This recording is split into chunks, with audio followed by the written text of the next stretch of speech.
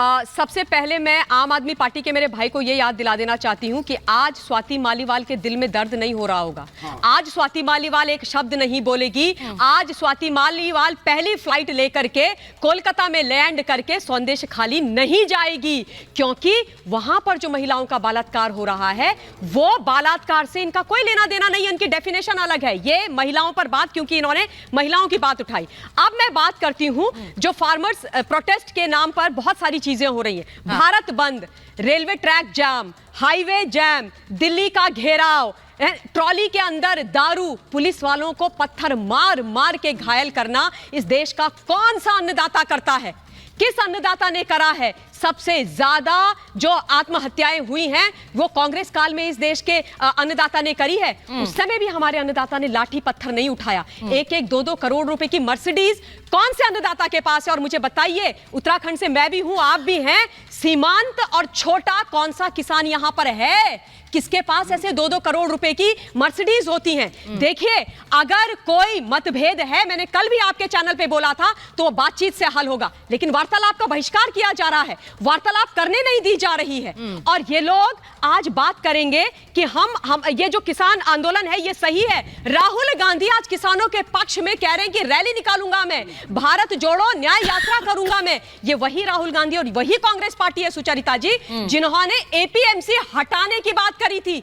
क्या एपीएमसी की बात जो कानून आए थे किसान वाले, वो नहीं थे? उसमें नहीं थी वो सारी चीजें? तो मतलब ये मुंह और मसूर की दाल, ये पूरब और पश्चिम की बात करेंगे। ये गंदी और घटिया राजनीति आज किसानों के कंधों पर बंदूक रख करके करेंगे। और उसके बाद ये उम्मीद करेंगे कि पूरे देश को इस आग में जला दिया जाए, चौधरी पुष्पेंद्र हमारे साथ को बदनाम कर दिया जाए। ये नहीं चलेगा भाई। चौधरी पुष्पेंद्र जी भी जुड़े हुए हैं और भानु प्रताप जी भी जुड़े हुए हैं, और 2 सम्मानित किसान नेता हैं। मैं उनसे पूछूंगी जरा। चौधरी जी, आपने ममता जी की बात सुनी है। चौधरी पुष्पेंद्र जी, मेरा सवाल यह है कि आज राजनीतिक दल भले ही ये कहते रहे हम आएंगे सत्ता में तो आपको एमएसपी देंगे, ये कितना व्यावहारिक है? सर, ये व्यावहारिक इसलिए पूछ रही हूं क्योंकि अगर देश की अर्थव्यवस्था को चलाने का जो पैसा है उसमें से 50 से 70% का पैसा सिर्फ एमएसपी में दे दिया जाए तो ये देश कैसे चलेगा? सवाल ये मेरा आपसे। भानु जी को भी स्क्रीन पर रखिए। मेरे लिए अगर 2-2.5 मिनट का टाइम हो प्लीज बोलें तो स्पष्ट कर देता हूँ। बोलें। देखिए, जो एमएसपी की फसलें हैं वो लगभग उनकी पूरी वैल्यू अगर कैलकुलेट करी जाए तो वो 15 लाख करोड़ रुपए की है। अगर सारी कोई फसल खरीदने चले 15 लाख करोड़ रुपए की है। लेकिन क्योंकि किसान वर्ग जो है 60-70 करोड़ की आबादी है, तो उसका 1/3 हिस्सा गांव में ही कंज्यूम हो जाता है, जो कभी मार्केट में नहीं आता। तो 5 लाख करोड़ की फसलें वो खत्म हो जाती हैं वहीं। दूसरा 1/3 हिस्सा 5 लाख करोड़ की फसलें ऑलरेडी एमएसपी पे गेहूं है, धान है, कॉटन है और गन्ना है, वो सब बिक रही हैं, उसमें कोई दिक्कत नहीं है। ठीक है। केवल 5 लाख करोड़ रुपए की जो फसलें हैं वो प्राइवेट सेक्टर जो खरीदता है वो ऑन एन एवरेज 25-30% नीचे खरीदता है। हमारी मांग ये है कि एमएसपी C2 + 50% जो स्वामीनाथन आयोग की रिपोर्ट थी उसके अनुसार घोषित हो।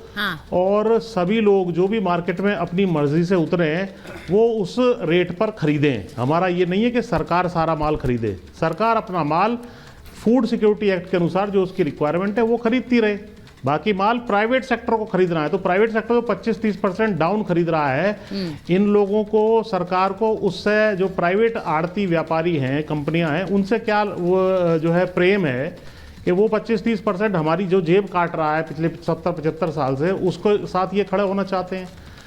कोई 1 रुपया भी इसमें नहीं आना है। इस विषय में मैंने एक आर्टिकल भी इंडियन एक्सप्रेस में लिखा था, मिनिमम सपोर्ट मैक्सिमम गेन। नहीं, आप जो चौधरी साहब बात कर रहे हैं, 2021 का आर्टिकल है, कोई भी व्यक्ति पढ़ सकता है। नहीं, आपने चौधरी साहब जो बात कही है, क्योंकि मैं सिर्फ इस बात को इस नजरिए से देखना चाह रही हूँ, समझना चाह रही हूँ, जो हमारे दर्शक भी देख रहे हैं, कि क्या ये मांग व्यवहारिक है? आपने कहा सरकार ना खरीदे, प्राइवेट प्लेयर्स खरीद लें, और प्राइवेट प्लेयर्स उस कॉस्ट पर खरीदे। हाँ, अब देखिए मुझे, हाँ बोलिए। मैं ये कह रहा हूँ कि सरकार सुप्रीम कोर्ट की सुन लीजिए, सुप्रीम कोर्ट की मॉनिटरी में एक कमेटी बनी हुई है, 37 राउंड मीटिंग में। सुनिए जरा, एक भी किसान संगठन उसमें अपनी बात जाकर आज तक क्यों नहीं रख रहा है कि हम एमएसपी कैसे चाहते हैं? उस कमेटी बुलाती रही है, उसकी बैठकें होती रही है, राज्यों के साथ बैठकें होती रही है। हाँ। कोई किसान संगठन जो आंदोलन में है ये वहां जाने के लिए तैयार नहीं है हाँ। कि हम अपनी बात रखें। रिपोर्ट उस कमेटी को देनी है, सुप्रीम कोर्ट की मॉनिटरिंग है। अनेक स्टेट गवर्नमेंट ने इससे हाथ उठाया है कि हमें नहीं कर पाएंगे। तो सवाल ये, अच्छा पुष्पेंद्र जी का हिसाब मैं बरसों से जानता हूं, हमारे बहुत पुराने दोस्त हैं क्योंकि हम मिलते रहे हैं। इनका अपना हिसाब होता है, लेकिन टोटल जो एवरेज हिसाब देश में मिलाया जाए, केंद्र और राज्यों को मिला दिया जाए तो अलग अलग वेरिएशन, लेकिन मिनिमम बताया गया है कि 15 लाख करोड़ तो मिनिमम खर्च आएगा। कोई 20 लाख मेरा इंटरेस्ट इस बात में है कि रोड़ा कहाँ मैं इससे अलग कह रहा हूं। ऑब्स्टेकल का है। भानु प्रताप जी पर चली जाती नहीं, लेकिन क्या इसके लिए लाठी डंडा तलवार Exactly. लेके आंदोलन होगा? मैं तो ये ऐसा पूछ रहा हूं। आंदोलन अगर होगा तो फिर हर कोई फिर सड़क पर पूरे उतरकर देश का अपनी बात वातावरण खराब होगा। गलत फिगर मनवाने के बता लिए रहे हैं। उतरेगा। अब मैं इनका जवाब दूंगा, इस मौका मिलेगा बात को मनवाने के लिए पुष्पेंद्र जी मैं आ रही हूँ। एक बार भानु प्रताप जी से एक मौका कमेंट ले देंगे लूं, तो मैं इंतजार जवाब कर रहे हैं। भानु प्रताप जी जरा बताइए, अगर ये तरीका होगा और ये क्यों ना लोग सोचे कि ये पॉलिटिक्स से मोटिवेटेड है, राजनीति से प्रेरित है, ये क्यों ना सोचे, क्योंकि चुनाव के 2 महीने बचे हैं। भानु जी ऐसा है, हाथ जोड़ के मेरा सब महारथियों से जी और जो सुन रहे हैं उनसे निवेदन है कि मुझे सुन लें 2-3 मिनट, लेकिन उसमें व्यवधान न डालें। हाँ बोले मैडम, बात यह है कि मैं 2 दिन से कह रहा हूं कि हम देश प्रेमी होने चाहिए, गृह युद्ध नहीं होना चाहिए, लेकिन इस किसान को भी समझना होगा।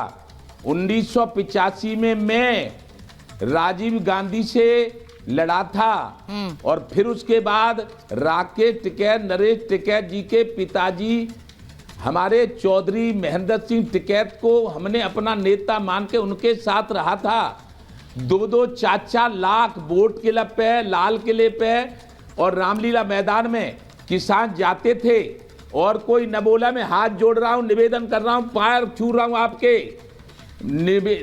4-4 लाख लोग जाते थे, लेकिन कभी बैरिकेडिंग नहीं लगाई किसी भी प्रधानमंत्री, न नरसिंह राव ने लगाई, न अटल बिहारी वाजपेयी ने लगाई। ये जो हमारे अब हो रहा है वो ये मुझे लगता है कि 75 साल में केवल राजनेता आजाद हुए हैं अपनी तनख्वाह बढ़ाने के लिए और उद्योगपति आजाद हुए हैं 10,000 रुपया लगाकर 2.5 लाख की बुलेट बेचने के लिए, और किसान 3,500 का। सुन लीजिए, हाथ जोड़ के, हाथ जोड़ रहा हूं, पैर छू रहा हूं, सुन लो, केवल सुन तो लो। 3,500 का बीज लेता है, 50 किलो जो बीज बनाते हैं उनसे, और फिर वो उसकी फैक्ट्री में, उसके खेती में बनता है, तब 150 रुपए का बिकता है। कैसे जिंदा रहे ये किसान? और जब कांग्रेस कह रही है कि अब हम देंगे एमएसपी, ब्रज के विरक्त संत रमेश बाबा ने मुझे राष्ट्रीय अध्यक्ष भारतीय किसान भानु बनाकर 11 में, 12 में, 13 में माननीय पूजनीय मनमोहन सिंह से लड़ने भेजा था कि किसान आयोग का गठन कर दो, गंगा में और यमुना में गंदे नाले मत पड़ने दो। लेकिन एक बात नहीं मानी थी, तो ब्रज के ब्रज संत ने कहा था कांग्रेस भगाओ, 1 मिनट सुन लो, देश बचाओ, भाजपा लाओ। भाजपा लाए, 19वें लाए, प्रधानमंत्री जी ने भाषण दिया था, मैं कांग्रेस की नीतियों से जो कर्जदार किसान है कर्जा माफ करूंगा और किसान आयोग का गठन करूंगा और काला धन लाऊंगा। लेकिन ये कुछ नहीं हुआ था, नोटबंदी हुई थी। नोट